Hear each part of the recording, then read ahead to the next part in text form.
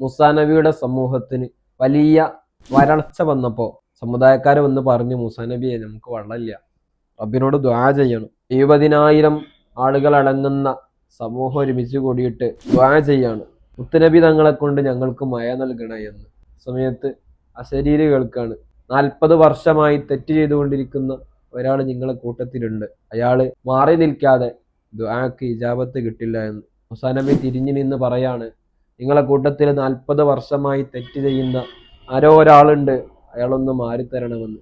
ഈ തെറ്റ് ചെയ്ത മനുഷ്യൻ തല താഴ്ത്തിക്കൊണ്ട് ദുആ ചെയ്യാണ്, അല്ലാഹുവേ, ഇത്ര കാലം ഞാൻ തെറ്റ് ചെയ്തിട്ടും നീ എന്നെ ശിക്ഷിച്ചില്ലല്ലോ, ഈ സമൂഹത്തിന്റെ ഇടയിൽ വെച്ച് എന്നെ വഷളാക്കല്ല, ഞാൻ ഇനി ഒരിക്കലും ആ തെറ്റ് ചെയ്യില്ല എന്ന്. കുറച്ച് കഴിഞ്ഞപ്പോ മഴ പെയ്യുകയാണ്. മൂസാ നബി ചോദിക്കുന്നുണ്ട്, ആരും പുറത്തു പോകുന്നത് ഞാൻ കണ്ടിട്ടില്ലല്ലോ, പിന്നെ എങ്ങനെയാണ് മഴ ലഭിച്ചത്? അള്ളാഹു മറുപടി പറയാണ്, ആര് കാരണമാണോ നിങ്ങൾക്ക് മഴ ലഭിക്കാതിരുന്നത്, ആ മനുഷ്യൻ കാരണം തന്നെയാണ് നിങ്ങൾക്ക് ഇപ്പോൾ ഇവിടെ മഴ ലഭിച്ചിട്ടുള്ളത്. മൂസാ നബി പറഞ്ഞു, എന്നാൽ ആ മനുഷ്യനെ എനിക്കൊന്ന് കാണിച്ചു തരുമെന്ന്.